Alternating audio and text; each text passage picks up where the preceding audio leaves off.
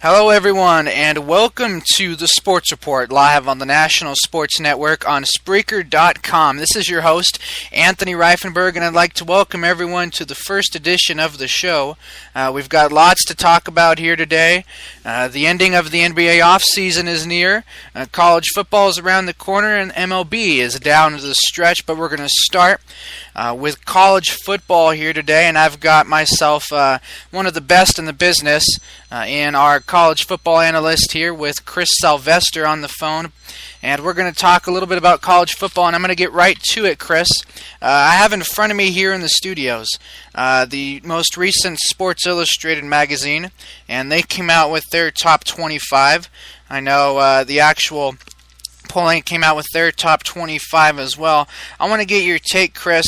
The Sports Illustrated has Ohio State number 4, behind Texas A&M at 3, Stanford 2, Alabama at number 1, while regular rankings, Ohio State is number 2 overall. What are your thoughts on Ohio State after an undefeated season last year? Do you think they can pose a threat to Alabama and take one of the top 2 spots and perhaps get into the national championship game? Absolutely. I think Urban Meyer did a fantastic job taking over the reins there. Like you said, they had the undefeated season last year, but they were unable to go to a bowl game because of the sanctions they were on. But this year they are able to go to a bowl game, and they have somewhat of an easy schedule, in my opinion. The Big Ten, outside of Northwestern, doesn't really look too intimidating this season. So I think Ohio State has a good chance to be undefeated once again. Like you said, come in at 4 in Sports Illustrated, 2 in most of the other polls. So I think they pose a threat to Alabama. Yes, but my take is I honestly don't think that those two teams will play each other. I don't think Alabama's going to go back to the national championship game. I'm sure they're going to wind up in a BCS bowl, but I just can't see them going there again for the first consecutive season. So as much as I like Nick Saban and A.J. McCarron and what Alabama brings back, I'm not a strong believer that they're going to go back to the BCS National Championship game. As far as Ohio State going undefeated, I like the chances. Watch out for week 3 at Cal. Last year, Cal came into Ohio State, came into Columbus, and gave them a run for their money. This year, they're going in without their top running back, Carlos Hyde, for his first 3 games of the 2013 regular season. So it's going to be interesting to see how Ohio State fares in the hostile environment that it's going to be up in Berkeley, California. That's the only threat I see. Maybe against Northwestern a little bit later in the season, but I expect Ohio State to go undefeated if they can get by Cal at Cal in week 3. You said that you don't think Alabama's going to make it back to the national championship game, but with so many returners and a lot of things going their way, what do you see that doesn't put them there this year? Well, they have potential. They have, if you want to call it easy, as far as SEC goes. But I see a rematch if LSU isn't there and good at Alabama.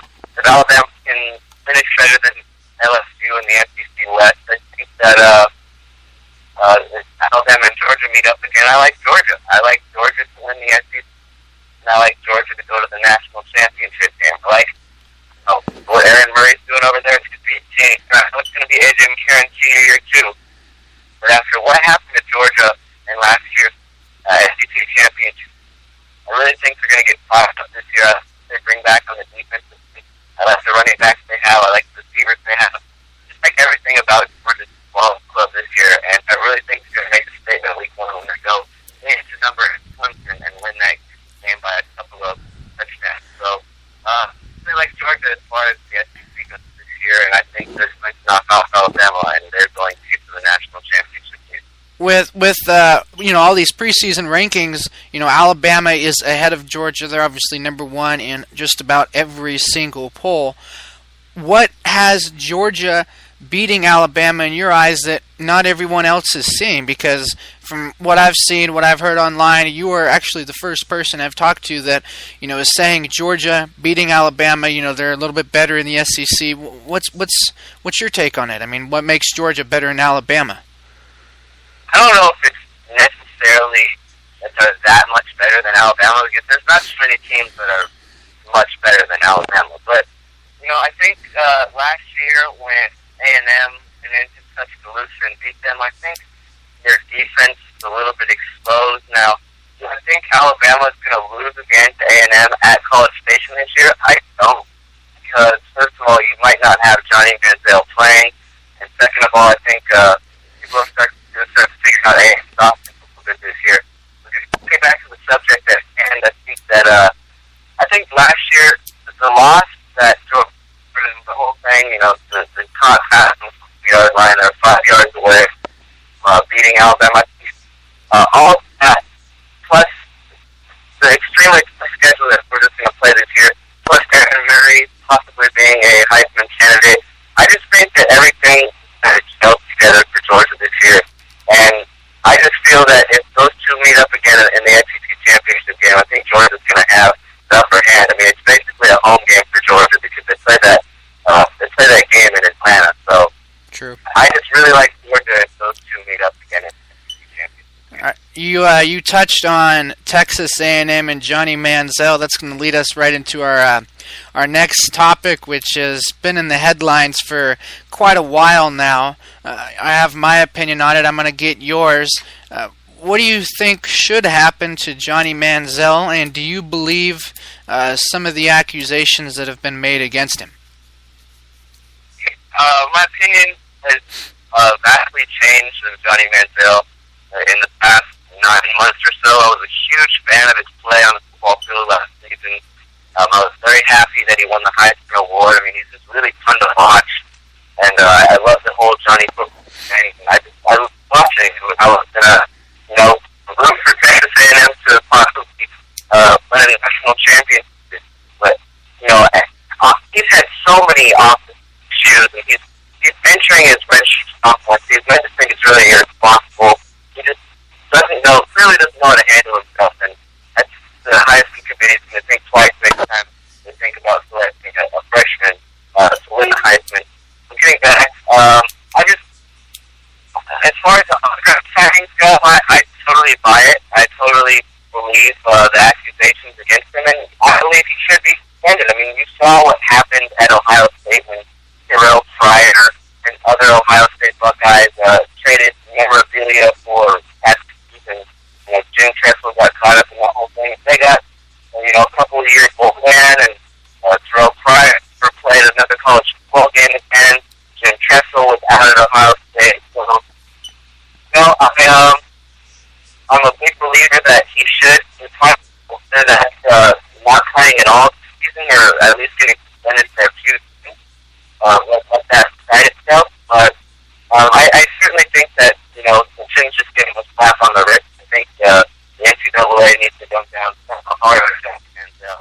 So others don't do this in the future. But the whole hoopla around this is about football players, if they should be getting paid. I believe they should, but I don't think that they should be getting paid by the sweat. I believe they should be able to get paid for endorsements and autographs and things such as that. But, I don't think every single college football player should get paid by the school. I think they should be able to get endorsements and make money if companies want to pay them. But he's, if you didn't know about Johnny Manziel, if he did not win the Heisman Trophy, if he's not, labeled nationwide as, this is Johnny football type of label, nobody's going to, look twice at him at this sort of thing. I mean, yes, his family has money. Yes, he did these accusations. But you got to think, when you're a freshman going into a sophomore in college, you're still adjusting. You're still, doing a lot of the, sort of terms getting used to college. But, that's obviously no excuse for him. But, I mean, kids are going to mess up, He's not even an adult yet legally. So I personally believe that, maybe give him a warning, not necessarily like a warning, but suspend him for maybe like 5 or 6 games, something like that. Get a lesson into his head, but not necessarily punish the program for what one player did, especially someone who, who's essentially is not an adult yet. No, I agree. No, I've never been for punishing programs players mishap. I mean, you saw with the Honey Badger Tyrann Matthew last a good job at handling that. He's off doing things with the Arizona Cardinals in the NFL now. But as far as the Manziel thing goes, I think if you're going to punish anybody, you're just going to punish him, because it's not like he's doing these things to the universe. It's not like, the Texas A&M is trying to cover anything up. I mean, it's not like, I don't even know if they knew about everything going on with Manziel. So I think if you're going to punish anybody, you're just going to punish him. And like you said, spend him 5 or 6 games. I think that's appropriate. Whole season, I don't think that'd be right. I think you got to let him play a little bit this year, but 5 or 6 games suspension, in my opinion, would be definitely appropriate for Johnny Manziel. All right, so we're in agreement there. But what do you think the NCAA will eventually decide? Because obviously they haven't decided anything set in stone yet, and with the season right around the corner, what do you think their ruling is going to be before we start the season? Or will they just, wait till the season starts and do something about it? How long do you think they'll wait? No, I think they'll take action or come out with a statement at least before the season starts. If they don't punish him, I think we'll know before August 31st when they open up the season against the Rice Owls of Conference USA.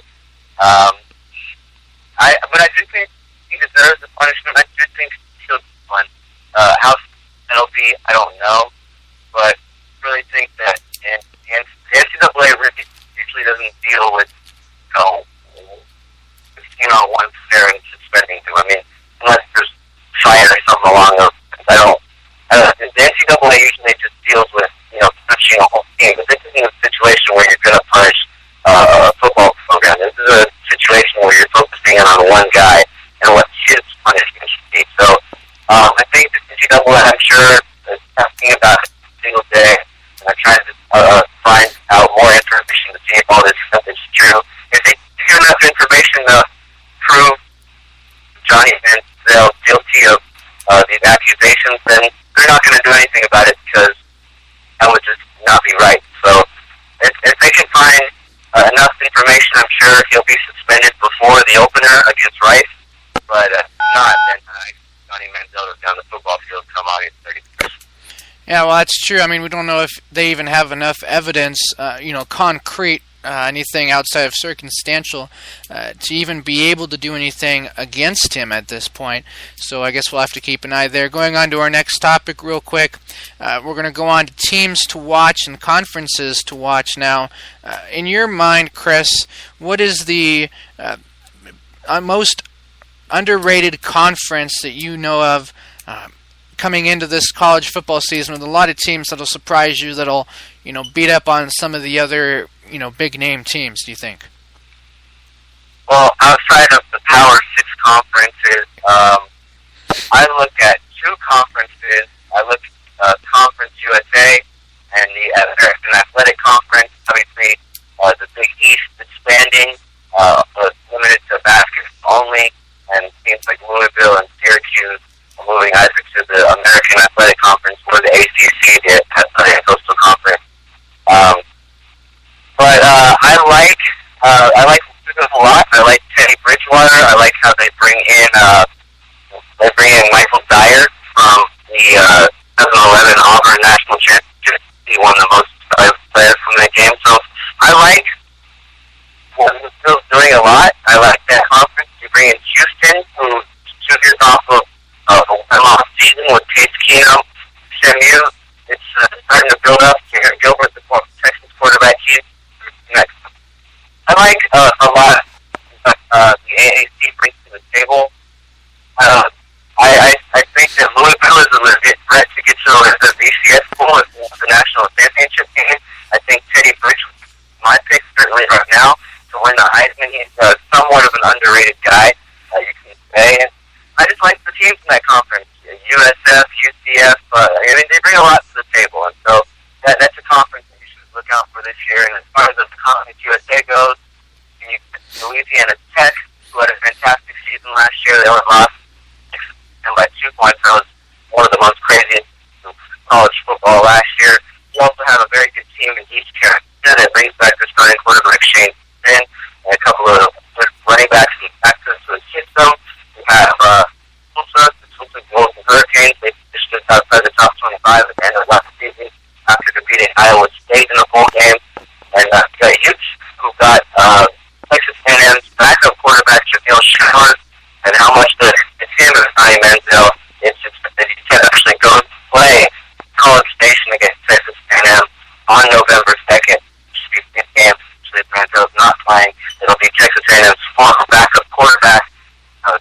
that was against his former team. So those are a couple of conferences that you not hear about too much that you got to look out for, because there's a lot of sleeper teams that could possibly make it to BCS bowl games, if not get some upsets here and there along the season.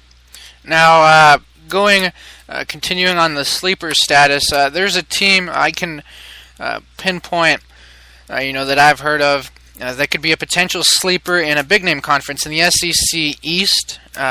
What are your thoughts on the Vanderbilt Commodores breaking into the top 25, trying to do some damage against some of those type schools? How do you think they'll match up against some of these other perennial powerhouses?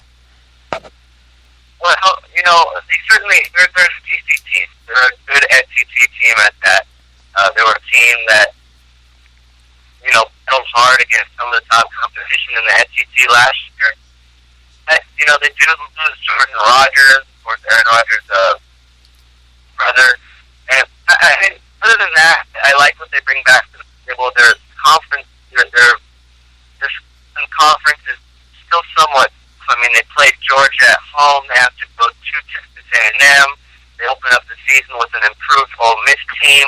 They have to go to South Carolina. They play Missouri.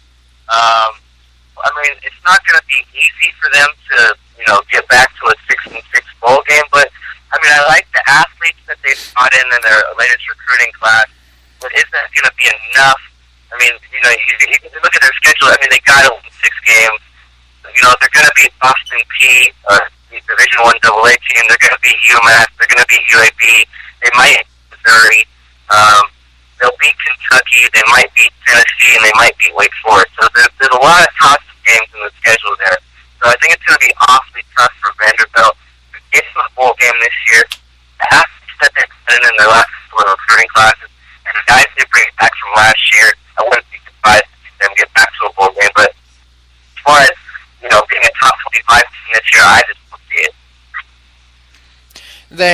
They have a freshman quarterback, but they're going to bring him back next season. It said, do you think maybe this is a sleeper team this year, but kind of a on the rise team, a team to watch out for? I know we're getting ahead of ourselves.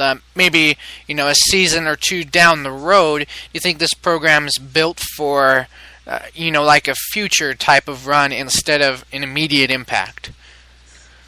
Yeah, absolutely. I think Vanderbilt's definitely one of those SEC programs that are building themselves back up and trying to get to the ranks of teams like Alabama, LSU, Georgia, exactly. Texas A&M.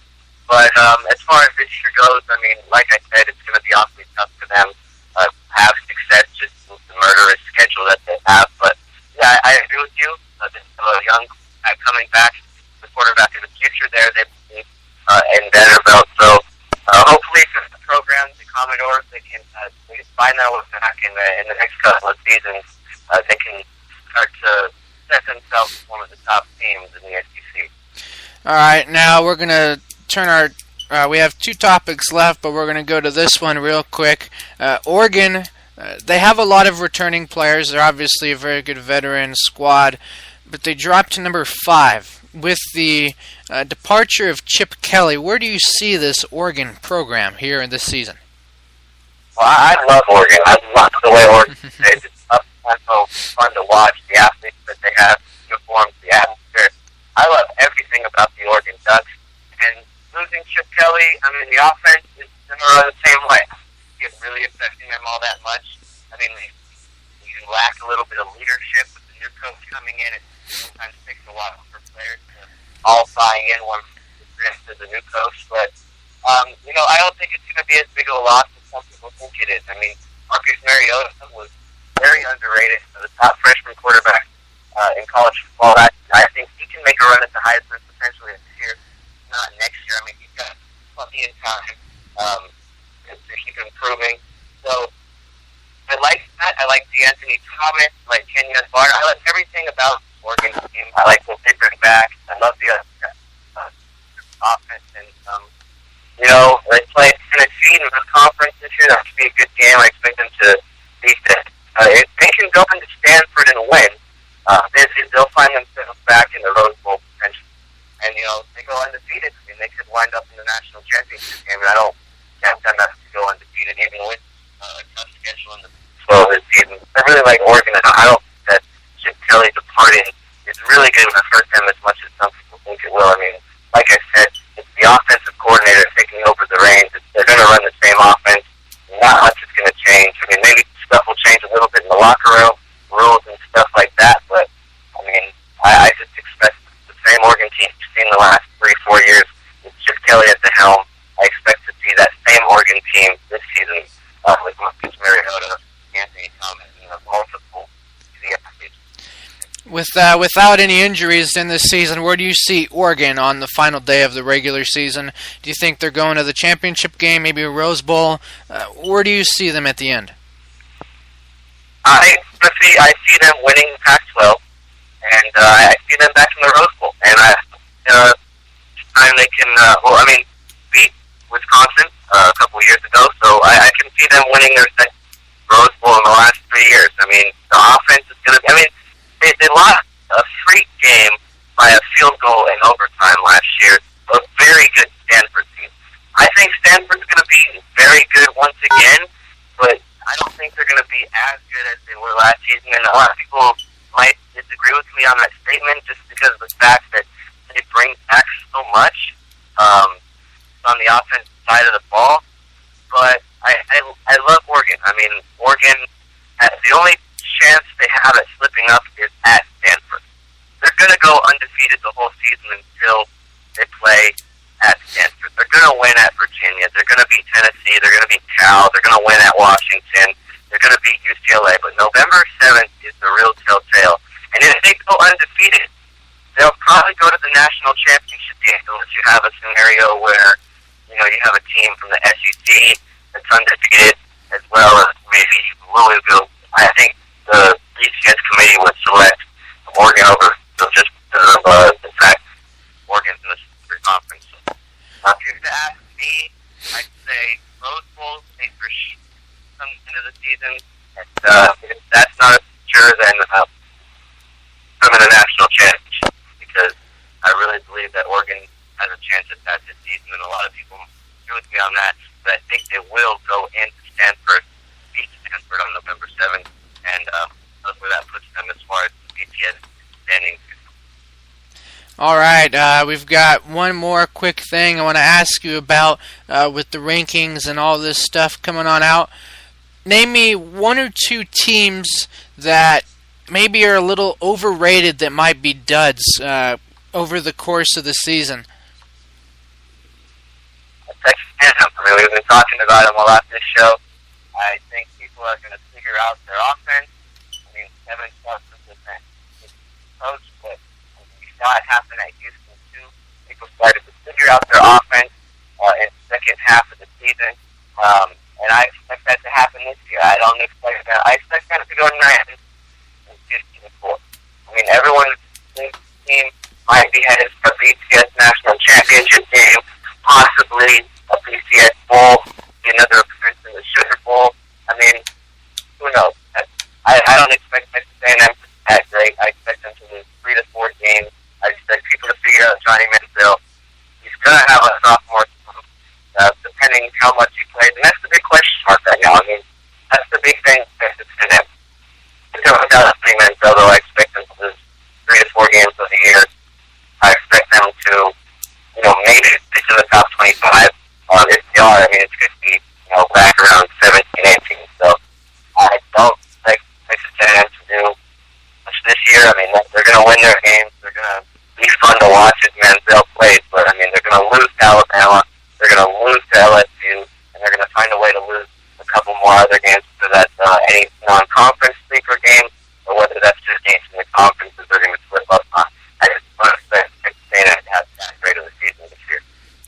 All right, Chris Sylvester, folks, the host of Chris's Corner on National Sports. Don't forget to tune into his show as well. Chris, I'd like to thank you for being on today and have a great day.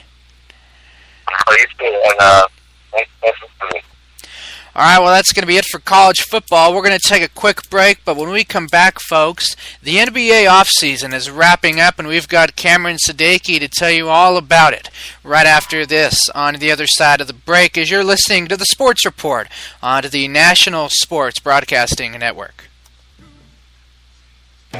Your presentation of national sports is brought to you by Spreaker.com. Broadcast and listen to news, radio, and music with one low monthly rate. Your show will be right back after this word from your local stations.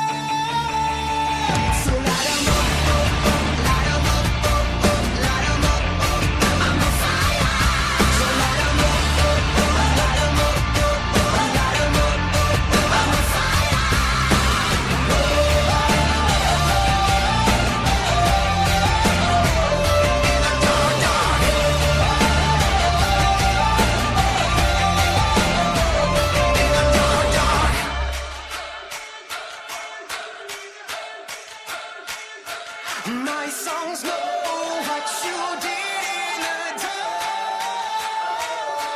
My songs know what you did in the dark.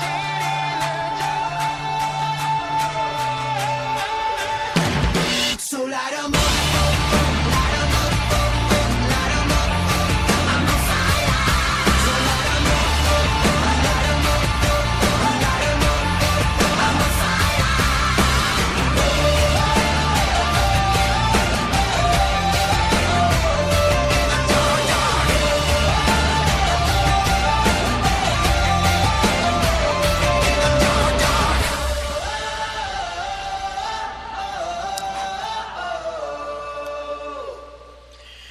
All right, welcome back, folks, to the Sports Report. I'm your host, Anthony Rifenburg, and we're going to continue on now to the NBA, where the offseason is starting to wrap up. A lot of teams have solidified their moves and what they're going to look like going into the next season. And one of the teams that made a lot of moves was not a lot of moves, but the biggest move, arguably, was the Houston Rockets in bringing Dwight Howard over from the Lakers. I'm going to go on for a bit. The Rockets, I think that's a good move for them to get Dwight Howard, although the Lakers did not perform as well with Dwight Howard. I think the Rockets will do better than they did last season.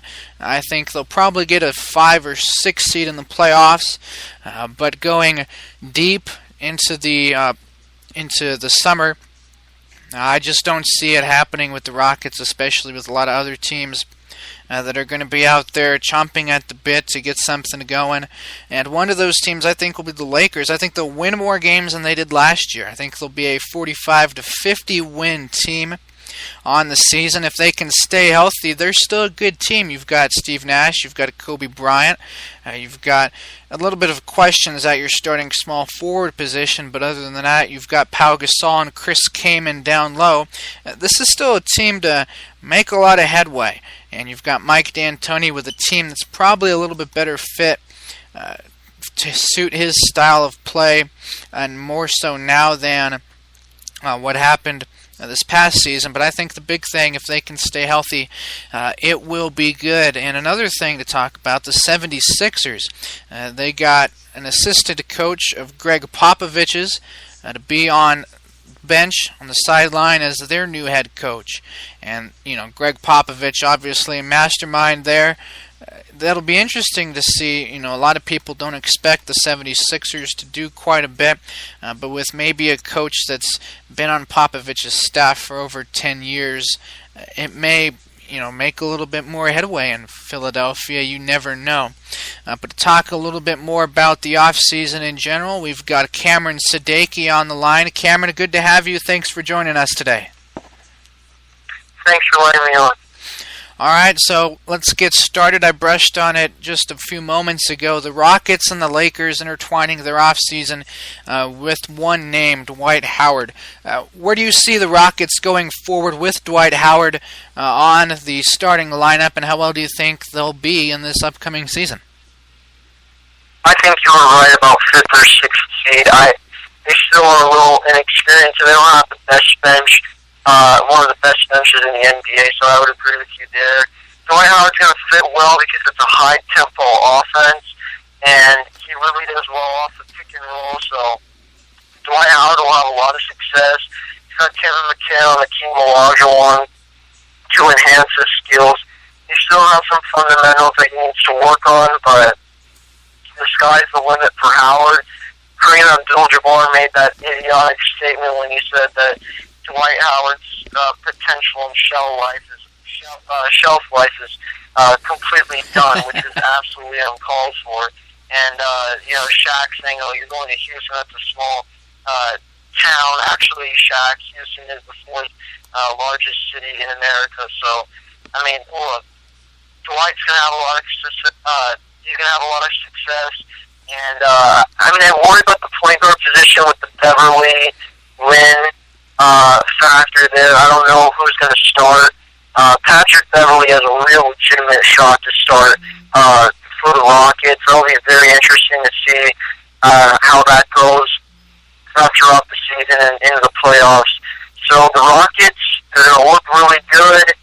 I think they'll, maybe win a first-round series, but I don't expect this team to go to the Western Conference Finals. Is it a possibility? Yes, but I think we have to wait a few more years until that happens. Yeah, they're going to have to wait a few years to develop that bench, the type of style of play that's going to fit their team, like you said just a moment ago. But you also said that you think Dwight Howard is going to do well in the high offensive tempo that Kevin McHale and the Houston Rockets like to run.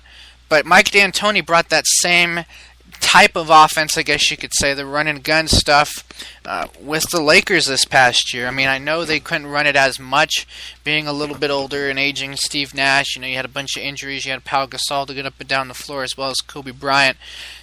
But essentially, it's the same, type of tempo of offense that they're going to run. Really, no, you don't think so? What makes you say that? I think they're slightly. I think the tempo. The tempo, you're right, but the way the system works is different. I don't think the Lakers, they wanted to just push the ball and try to get into more of a fast break offense, but what the Rockets are, they push up the floor, but they have an early offense. So the Rockets would try to score early in the shot clock in a half-court set, but the Lakers, they were just trying to push it up the floor and try to get down the floor in 2 passes. What the Rockets do so well is that they'll get down the floor and it'll be a 5-on-4 maybe, or it'll still be a 5-on-5 situation, but they set the pick quick, they get the roll, they make the decision fast. The Lakers, when the defense would get back in transition well, they didn't have a good early offense, and I think that's a huge difference. I don't really. They're similar tempo, you're right, but the style of play, the way the system works is just slightly different. Well, that is true. I'll have to agree with you, but you look at Kevin McHale's offense. I've seen it quite a ways, or quite a while, and I've studied it a little bit. Not as much as, I've looked at the Lakers, but they didn't have a lot of post players the past year or the past 2 years, in terms of a big superstar kind of guy like Dwight Howard or Pau Gasol or whoever it may be. So this is a little bit of uncharted territory, I guess you could call it, for Kevin McHale and these Rockets this year. So it's going to be a lot of adjusting, but do the Rockets, are they able to do it? I personally really don't see it happening because it's a similar style compared to the Lakers. Like you said, not exactly the same. We know the differences there. But is he going to be any better? Are the Rockets going to be any better as a team? Maybe a couple wins here and there, but it's not going to be enough to drive them deep into the playoffs. Yeah, I agree there, but I think that, again, I just don't. I think the Rockets can get to the finals or be contender in 2 years, or be really dangerous in 3 years. But I think with every new team, it takes some time for chemistry and all those little things, where Howard necessarily wants the ball or how he demands the ball and all those little things. Those little things really contribute to championships. So it'll take some time, but they're definitely on the road there. Well, that's true. I'm not going to have to deny that. That is true right there with the Rockets. Now, to the other side of the equation, the Lakers have made quite a few moves this offseason, and it's really clear their plans. This season, they signed everyone to just a one-year contract to be expired at the end of this season with Nick Young, Jordan Farmar, Chris Kaman, those kinds of guys. And, not signing anyone to long-term extensions as of yet, because in the next offseason, Carmelo Anthony, LeBron James, Chris Bosh, and Dwayne Wade are potentially going to be available. The offseason after that, you could have potential for Kevin Love to be a free agent, which the Timberwolves have kind of sent mixed feelings and signals out there with the extension they gave to the other post player that they have down there. And of course, Rajon Rondo could become available if he doesn't like the direction of the Boston Celtics in 2015 offseason as well. So there are a lot of things that the Lakers can do. I personally think they're on the right track. Disagree with me if you may, point out your thoughts here, but I think they're on the right track. They've got a good, solid team this season, I think. I think they're going to be better than last season because, Dwight Howard, he's a great player, but he just didn't mix with the team very well. And then 2 years or 3 years from now, I think the Lakers are right back into that NBA Finals mix. What are your thoughts, Cameron? Well, first of all, a lot of people criticize Howard, but I supported Howard through all these years. Again, he was injured heavily. Brutalized. He was so injured last year. A lot of injuries for him.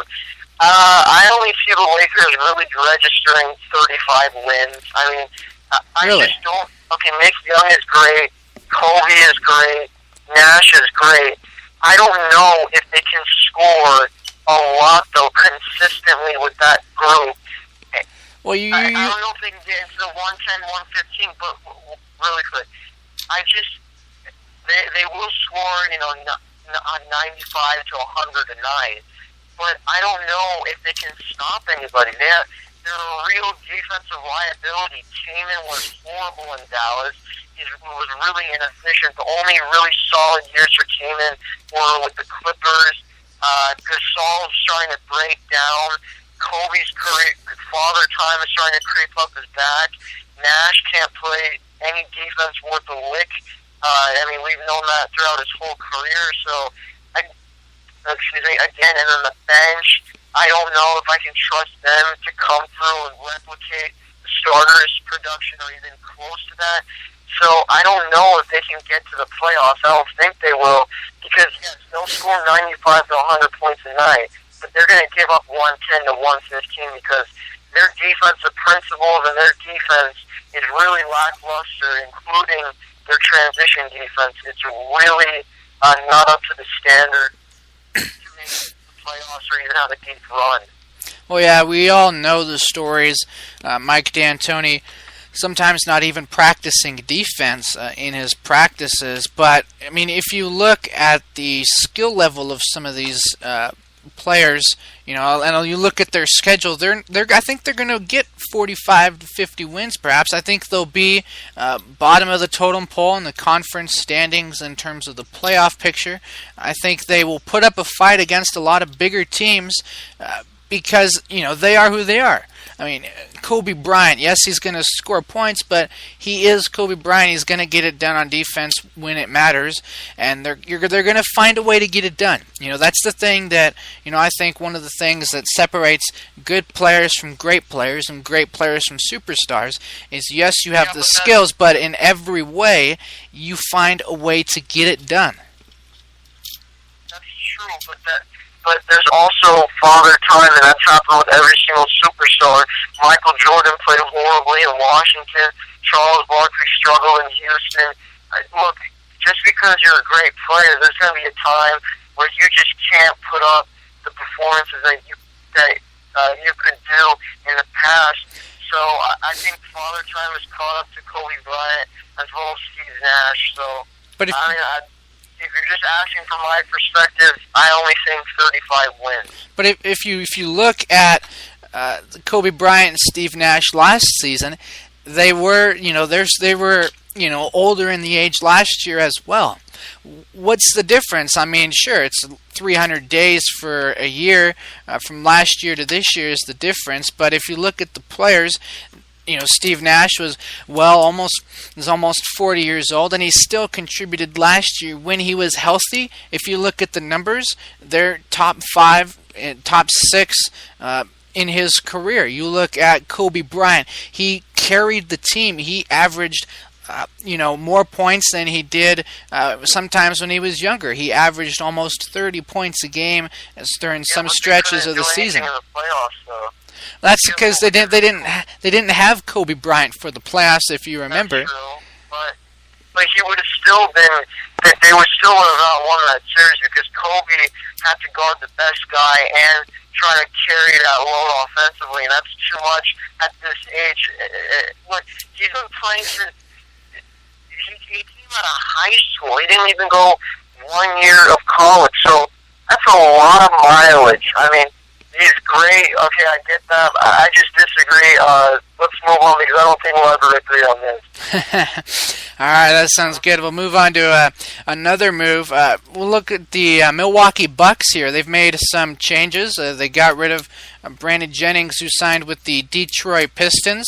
We look at their $44 million extension they gave out. So what are your thoughts on the Milwaukee Bucks moving forward? Do you think they're still going to be, a bottom half of the playoff standings? They'll make the playoffs even, do you think, or are they just, starting to rebuild a little bit here now? I think they're starting to rebuild. I mean, they got some talent with Ilya Silva and Sanders, but I mean, they just don't have the offensive input overall. I mean, their defense, they've always had athletic defenders all over the floor.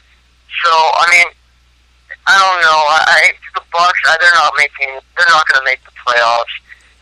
They're a really, great organization, but they don't have the offense, and that team is always, that's been their Achilles heel. I mean, they can barely put up 85 a night. So, I mean, without Ellis or Jennings, I don't even know if they can get to 80 a night. Their offense is really not up there, and it's going to hurt them down the stretch. They're not going to make the playoffs. But I don't think their goal is to make the playoffs. I think they're trying to rebuild and trying to change the franchise around. Yeah, but they did. If you go ahead and look at what they did last year, they were a good team. They got him some players. I think if you look at this Milwaukee Bucks team from last year to upcoming this season, they are a team that I think is taking a step backwards. They should have moved forward. They should have pressed on. They should have made, the extension with Monte Ellis or with a Brandon Jennings. They should have kept the core of their team, but which they didn't. I think this is a failure of this organization in the sense of the word. to not keep guys that have made them just a little bit successful. I mean, you build the team from the inside out in terms of your core players to finding the pieces, to fit around them. You don't find the pieces around and then find the player in the middle. You had the players in the middle, and then you let them leave, in the case of Brandon Jennings and Monte Ellis. Do you agree? Yes, I agree there, but I mean, I know they both wanted out, Jennings and Ellis, but I mean, they should have tried to make a push or convince. I think they're one of those teams that, needs to build through the draft.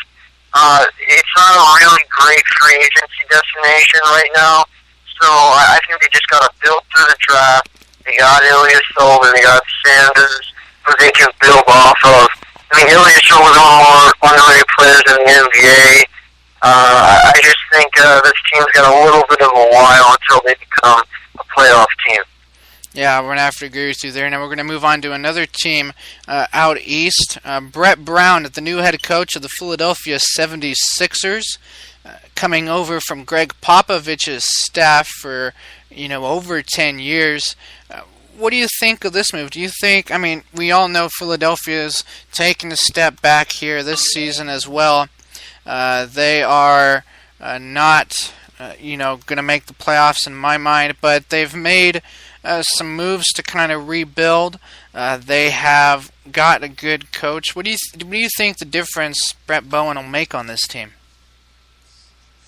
I think he'll provide discipline and order to a young team. I like that a lot. I actually think they're going to have the worst record this year, but it's not going to be Brett Brown's fault. It's just going to be because they're such a young team and they don't have Holiday or Bynum, so they're going to really struggle. It's going to be some tough times in Philly. If they build through the draft, get some good free agents. Brown is the right coach. I just think that it'll take a lot of time for Philly. They've really dug themselves in a huge hole right now, and it's going to be a struggle, but they got the right man at head coach. I just hope that Philly doesn't get too impatient, because see a lot of teams in this league get really impatient with coaches and they just start firing them after losing seasons. I think they need to understand this is a developmental process, and that's going to take some time, but they got the right man calling the shots with Brett Brown. So Brett Brown's going to be the good man for the 76ers for the future. I think I'm gonna agree with you there. They've made an effort to rebuild. They traded away Drew Holiday, but they've got Norris Cole. They got a lot of young players to bring this franchise from the bottom up.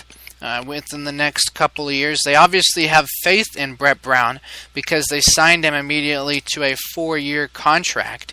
So he is the man for the future, like you said. The franchise agrees, and I think a lot of the fans are taking to it. They're opening up to him, and I think it's going to be a very successful tenure for him after he gets over this rebuilding process.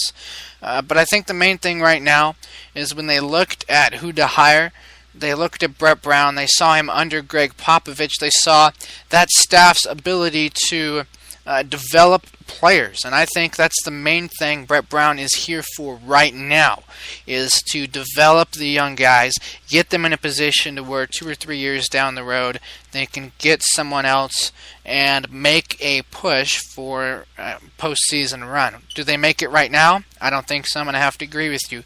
But in the future, I do have to say that the Sixers are going to be right there in the cream of the crop.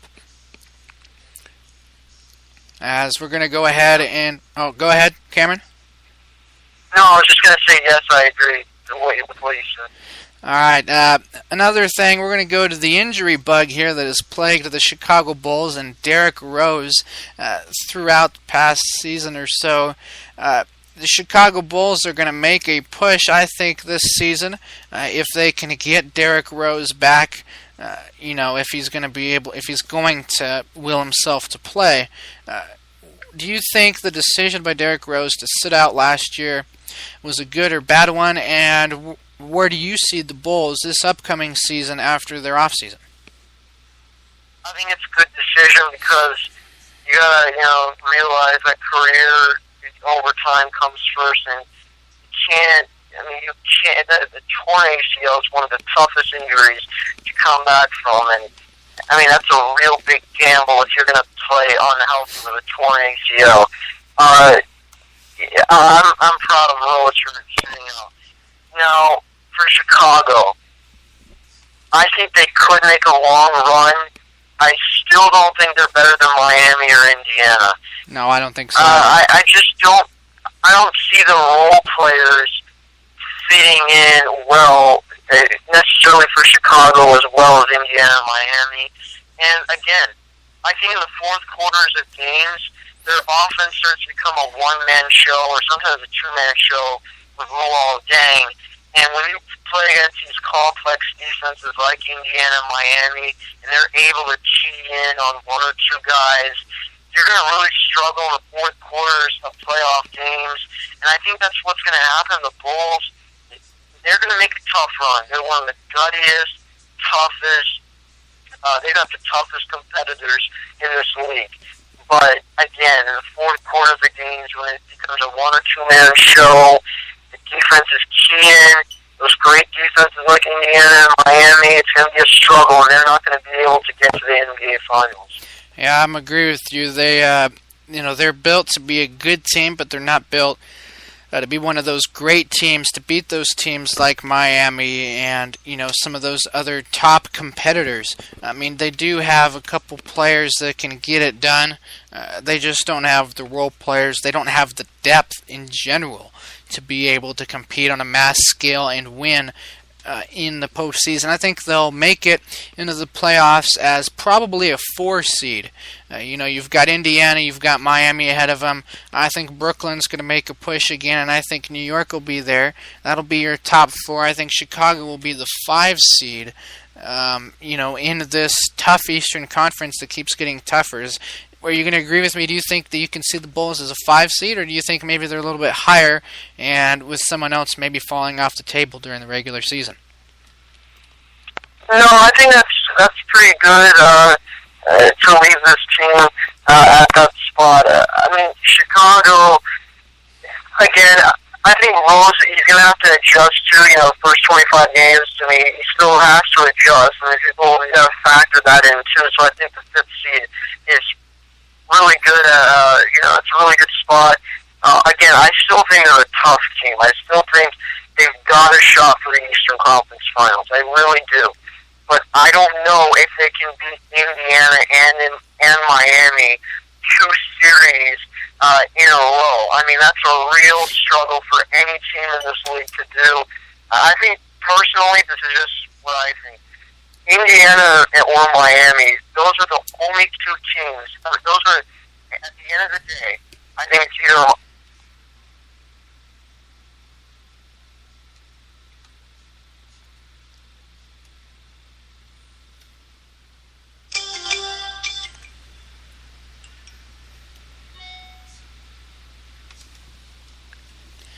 All right, that's true, Cameron. I'm going to have to agree with you, and that's going to go ahead and wrap up the NBA. As I'd like to thank you, Cameron, for being on the show, and I would like to extend an invitation to listen to the Cameron Sadeki talk show later on in the week, next week, as he goes ahead and hosts his own show as well. We're going to take a quick break, but when we come back, it's Stephen Hughes on tap to talk Major League Baseball. Up next on the Sports Report. Don't go anywhere.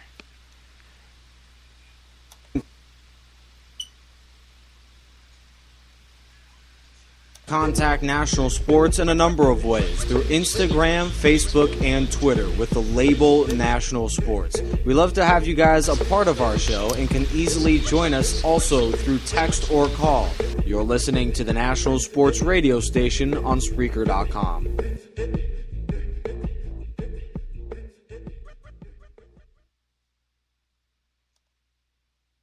America's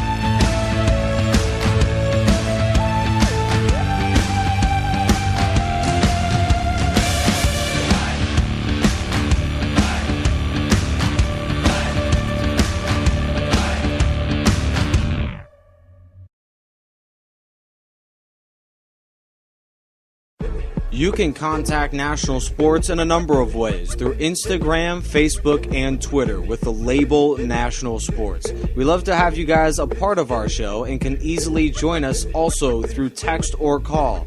You're listening to the National Sports radio station on Spreaker.com.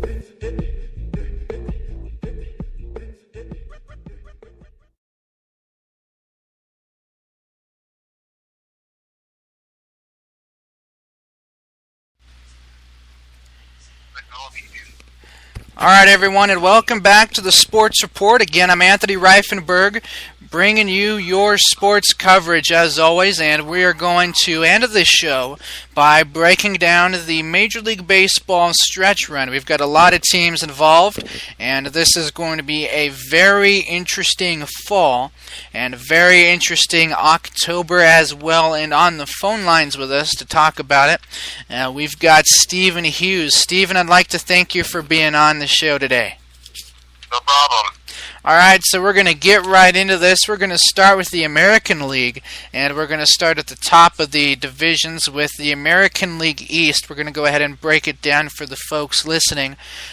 You've got a couple teams in play here. You've got the Red Sox, you've got the Rays, you've even got the Baltimore Orioles, and maybe the New York Yankees, depending if they can keep things going how they are. Who do you see winning the American League East? I know I'm getting into this a little bit quickly, but who do you see as the top dog there coming out? And who do you see, in one of those four teams that, won't be able to stick in it towards the end? I'm counting the Yankees down already because I think people are getting the too much media hype in the last couple of games because Buffalo's already been a red hot. But I don't see Yankees doing anything in the playoffs or making even a playoff push. Try to make it. But I'm looking at the Rays and the Orioles who walked up their spots as wild card, winners. And then I think the Red Sox, overall, their team is incredible. The pitching has gone better.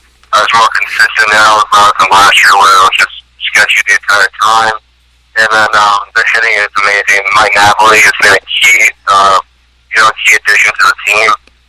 Losing Adrian Gonzalez due to the trade last year to get Napoli, and he's been provided very well. David Ortiz, and I feel like the Red Sox are too consistent right now, and the Rays are injured to their pitchers are injured, and that's the name of the Rays game. And the Red Sox are going to take the division, in my opinion. So you talked about the Rays and the Orioles. Are those the two teams you think that could be the two wild card teams at the end? Yeah, I think so. I don't really think that like any other team. Maybe the A's. Once we get to about 3 weeks or 2 weeks left in the year, but I feel like those two teams are too good to let up their spot in the wild card. I don't see the Yankees doing anything.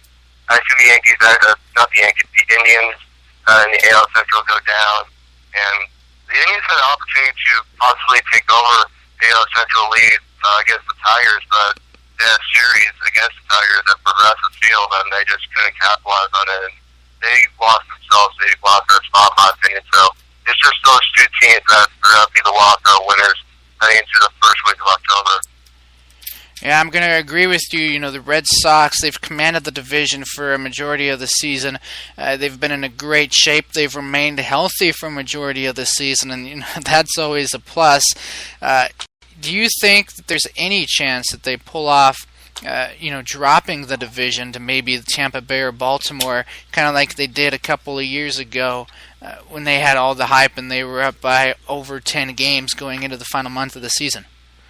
Oh yeah, back in 2011, that was a disappointment for them, especially from what happened, in the clubhouse and stuff with the alcohol and stuff between the pitchers. But I just can't see that happening. And I think the Red Sox are well coached, and I feel like they're together and their chemistry is just amazing.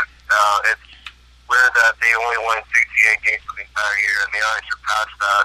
But it's a month to go in baseball, and that speaks a lot about the franchise and how they just bounced back from one crappy year.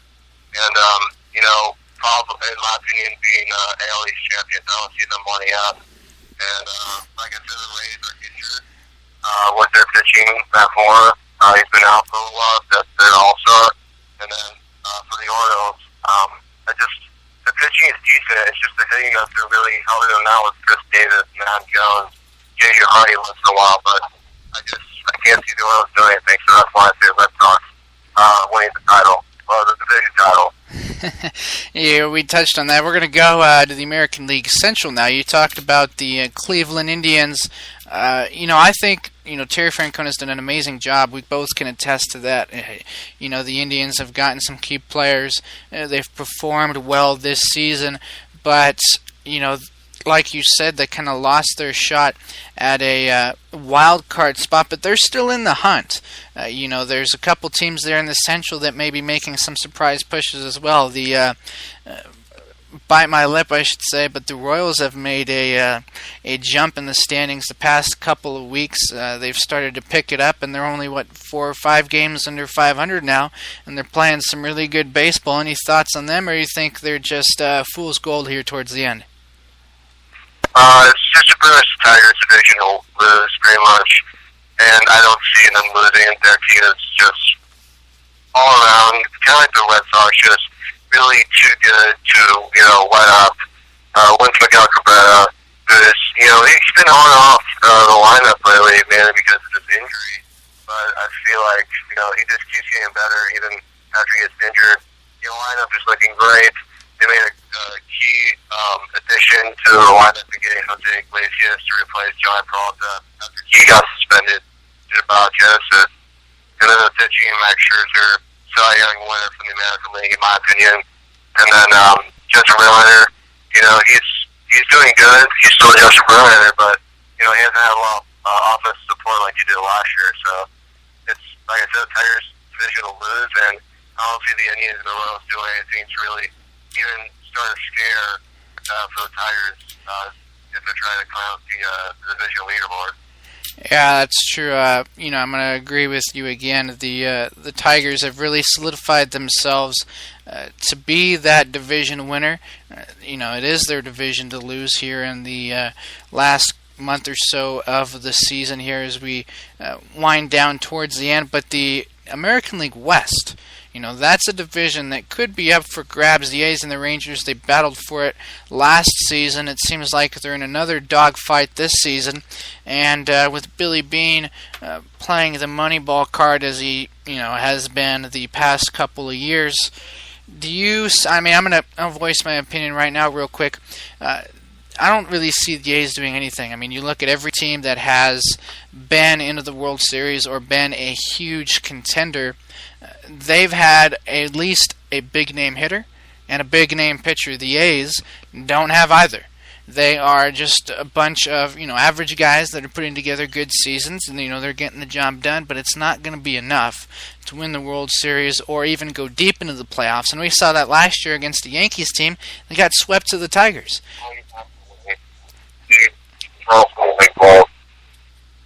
So, go ahead. I'm just going to say this. I have to agree with you, Case. It's not the A's fault that the Rangers are going to win this too much. It's the late additions for the trade line, even after the trade deadline, that Rangers really helped themselves out. They got Matt Garza, who is great for the pitcher rotation. It seems like it's been all you garbage in that pitcher rotation for the entire year, it seems like. But the Matt Garza putting him in there is really balancing out the starting rotation. That's key right now for the Rangers heading up to the playoff push here. Very shortly September, and then the first week of October. But I think that's a big pickup for the Rangers, and the reason why they're winning their DL West is the pickup of Alex Rios to replace Nelson Cruz. That's key. Replacing an all-star. I think the team's a little bit hard for most teams, per se, mainly after the trade line. But lucky enough, the White Sox waive Alex Rios, see what team gets him, and the White Sox could possibly get some money out of that. And that's what exactly happened. The Rangers, they probably got the best pickup, in my opinion, in this entire trade deadline season, you say. All right, so we've talked about each division. We've broken down some of the teams in a little bit more depth. So it seems like we've got the playoff picture set between you and I. You've got the Red Sox in the East, the Tigers in the Central, the Rangers out West, and then you've got the Rays and Baltimore out of the American League East. Which one of those teams do you think will be representing the American League in the World Series? Because we've seen a lot of these teams play each other. They've had a lot of good competition. They've played, majority of the season. They've kind of solidified themselves who they are, what they're about. So what do you think of each one, and who do you think is going to, pose the best threat to bring home the World Series trophy, at the end of October? My opinion, I really don't know the sure exact team to pick to represent the AL right now, but I'm thinking that the ALCS will lead the Red Sox against the Tigers. The pitching, even though it says for the Rangers, the pitching got a boost after Dave Garza, but at the end of the day, when the Tigers face the Rangers, supposedly if the season ends today, that's going to be the case. Tigers are just way too good of a team to, let the Rangers, beat them. The Tigers are more, well-rounded than the Rangers. As of right now, that's been the case since Josh Hamilton left in the offseason for the Rangers over to the AL West rival over there in Los Angeles. So, for me, the Tigers win that series. And then, what was the Red Sox face? If it's the Rays or the Orioles, the Red Sox will win it. They're again, well-rounded, and I can't do only if the Rays pitching just comes back to order like they had that late stretch, the stretch that they had in the middle of the year with, Matt Moore, David Price, and the others just throwing gems after gems. That's going to be the only case for the Rays in beating, the Orioles and the Red Sox. I just don't see it happening. But it's going to be the Red Sox and the Tigers in the ALCS, in my opinion. We must have woken up at the exact same time this morning because we're in a complete sync. I have to agree with you yet again in that sentiment. But if I had to, make a pick or anything here right now, I'd have to go with the Red Sox beating the Tigers. Because you mentioned it in terms of the Rangers-Tigers, which would be a potential series, that the Tigers are a little bit more well-rounded. I think if you look compared the Red Sox and the Tigers, the Red Sox are the more rounded team. They're a little bit more deeper. They have a more consistent bullpen. Their starting pitching is starting to pick up at the back end with Lackey, maybe getting it back together just a little bit at the right time. The top half being a good job. The lineup being very strong and very deep as always. And I think they could make a very, very big push late into the postseason. Unless they come into contact with a couple injuries here and there, they could put the Tigers over the top for them in the ALCS. As we're going to go ahead now to the National League and the hottest team in baseball, the LA Dodgers. They've won 42 of their last 50 games. That is an impressive feat indeed. And Steven, what is your take on the Dodgers and if they are a serious contender for the World Series championship? In my opinion, the Dodgers, I don't feel really confident with them in the playoffs. Even though they're 42-8 in their last 50 games, everything depends on October. Everything does not depend on having a hot streak for a couple months. It depends on October. And, they have a lot of veterans. They have Adrian Gonzalez. They have Frank Kershaw. They have a lot of good players that have veterans, and they've been to the postseason before. But at the end of the day, the Dodgers, they could be a potential World Series contender, and that's firmly fine with me. But in my opinion, I have a couple more teams that are ahead of them. Even though they're so hot right now, the Dodgers are behind two teams in the race for the World Series. coming from the National League. You mentioned the two teams. Who are those other two teams you believe are ahead of the Dodgers right now in the National League that could be representing the NL? Definitely the Braves. The Braves are a really, really good team. Justin Upton was a key pickup in the offseason. BJ Upton, he hasn't done a lot, and that's a disappointing part of it. Being a twin was supposed to be, a very good dual package, but half the package has been really fulfilled. Pitching has been great. Julio Teheran has been doing great.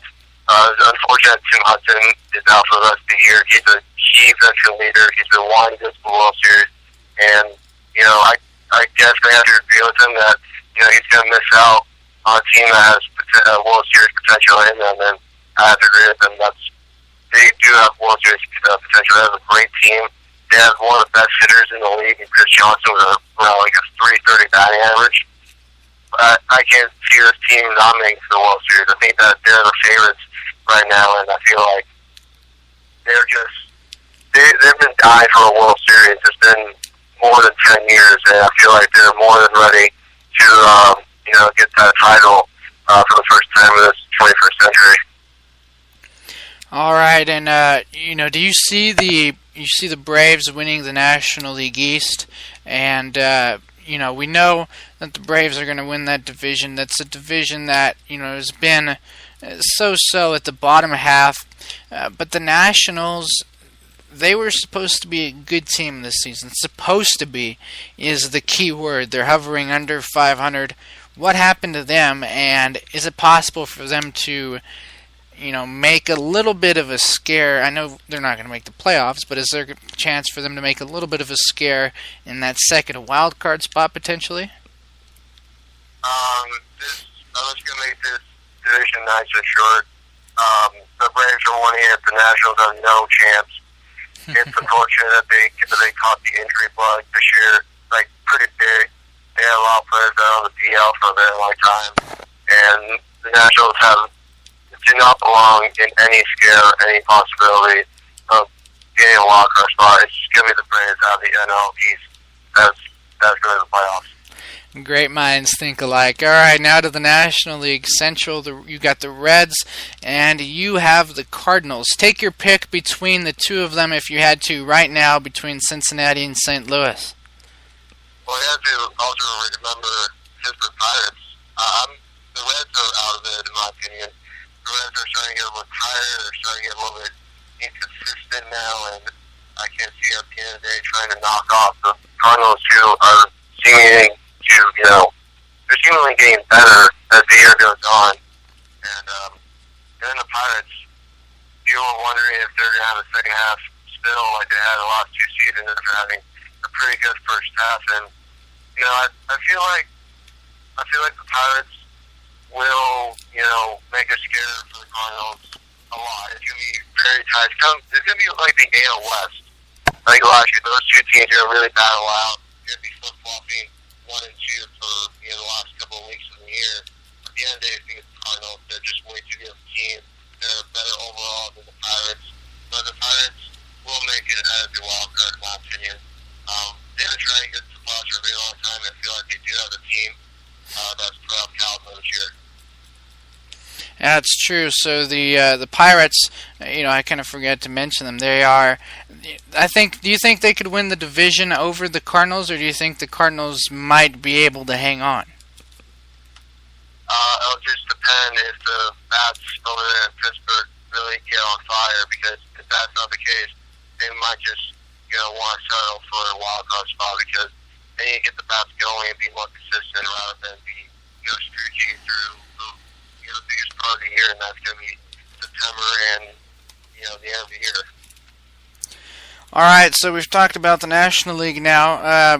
Do you see any of those teams? We're going to go ahead. What is your playoff picture for the National League with these sort of teams that we've kind of talked about? Anyone kind of stand out? You mentioned the Braves. We've talked about the Pirates and the Dodgers. Do you see the Braves? You talked about them making it to the World Series. Yes, playoff caliber. They're not just a playoff caliber team; they're a World Series caliber. And I would definitely see them playing against the Red Sox Florida Tigers. That's going to be an extremely interesting matchup to watch in the Fall Classic. That would just be incredible to be able to watch, mainly because both of those teams are well-rounded. The Dodgers, they're well-rounded and all, but I don't feel like they're going to be ready for October for the postseason. I don't think they're capable of, performing in the big time, in my opinion. They haven't been in the big spotlight for a very long time, mainly because they've struggled throughout the years, and for the last few years, I should say. But I just see the Braves being a team that, has more drive than the team that, in my opinion, could be going to the World Series. They're 42-8. People will have a strong argument in saying the Dodgers will make it to the World Series, but I can't believe them. It's the Braves, in my opinion. So you've mentioned the Braves, you've mentioned the Red Sox in the World Series. If you had to say right now, in your expert opinion, who wins that series and why? I can't say a split right now, but I'm probably going to have to go with the Braves.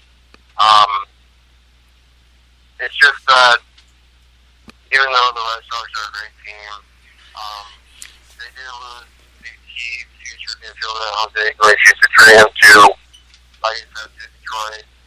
And I feel like the Braves, in my opinion, from day one, they've been the team to beat. Justin out there starting to get the bat on fire once again, like he had in the beginning of the year. Everybody is consistent. The pitching is just getting better. They have one of the best closers in the league in Craig Kimbrell. They have the best setup men in Major League Baseball as well. They have Johnny Venters. And I just can't see them stopping it because they're just going to tear to the playoffs, in my opinion. All right, well, that's going to do it for the baseball and for the sports report. I'd like to thank Stephen Hughes. Stephen, thank you for being on the show today and clearing a little bit of your schedule up this afternoon. Thank you very much. No problem. All right, well, that's going to wrap it up for the sports report. I'm Anthony Rifenburg saying thanks for tuning in and listening. We hope to have you again for next week at noon. Live on the National Sports Broadcasting Network, I'm Anthony Rifenburg, saying so long.